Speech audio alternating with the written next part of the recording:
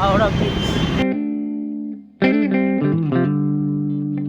তো গাইজ আমি এখন উঠে পড়েছি র্যাপিডোতে। কাকদ্বীপ থেকে ট্রেনে উঠলাম, আর ট্রেনে উঠেই দেখি ভীষণ ভিড়। দেখতে পাচ্ছ ট্রেনে কত ভিড় রয়েছে, পেছনে দেখো কত ভিড়, আর এর ভিড়ের মধ্যেও সিট পেয়েছি। তো গাইজ আমি এখন উঠে পড়েছি র্যাপিডোতে, আর সাথে যে দাদা আছে। যাই হোক হাওড়া পর্যন্ত যাবো র্যাপিডোতে। লম্বা জ্যাম, পুরো জ্যাম।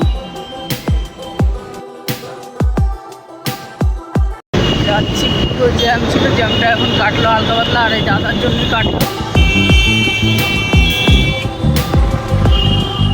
বড় বাজার।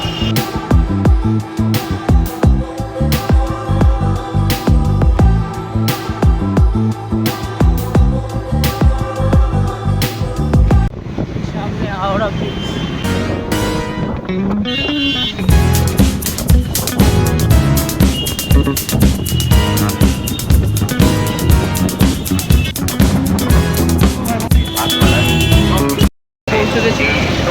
তো গাইজ আমি কনফার্ম টিকিট পাইনি, যার জন্য এখন যাবো জেনারেলে। জেনারেলে পুরো লাইন রয়েছে। এখন 1:10 ট্রেন, এখনও ট্রেনের টিকিট কাটা হয়ে গেছে, লাইনে দাঁড়িয়েছি। ও জেনারেলের লাইন ভাই, ওই পর্যন্ত লাইন, সিট পাবো। আমরা গেটের কাছে যাবো, তারপরে উঠে পড়েছি ট্রেনে। ভিড় দেখো, ভিড় ভাই, ট্রেনে বিশাল ভিড়। কষ্ট করে সিটটা পেয়েছি, আর সিট পেয়েছি মানে আর কোনো চাপ নেই, এখন আরামসেই যাওয়া যাবে।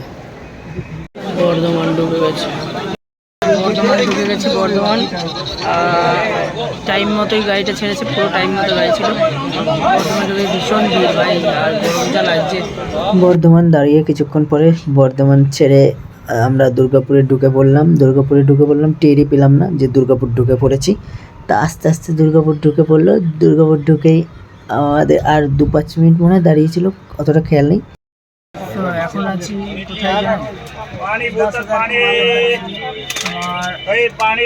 মনোজদের এলাকায়, মনোজদের ফেমাস একটা ইউটিউবার, তার এলাকায় আছি, ধানবাদ। দেখাচ্ছি দাঁড়া।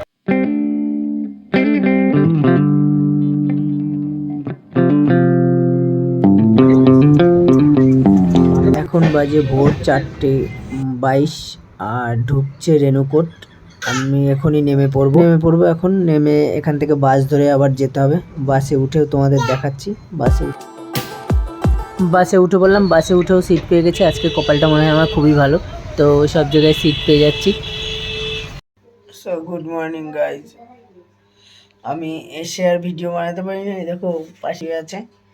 তো আজকের ভিডিওটা কেমন লাগলো অবশ্যই কমেন্টে জানাও। আর এরকম পার্ট 2 পার্ট আসতে থাকবে, পার্ট 1, পার্ট 2, পার্ট 3। আর যারা নতুন দেখছো সাবস্ক্রাইব করে নিও, লাইক করো। হ্যাঁ বলো লাইক করো, হ্যাঁ বলো।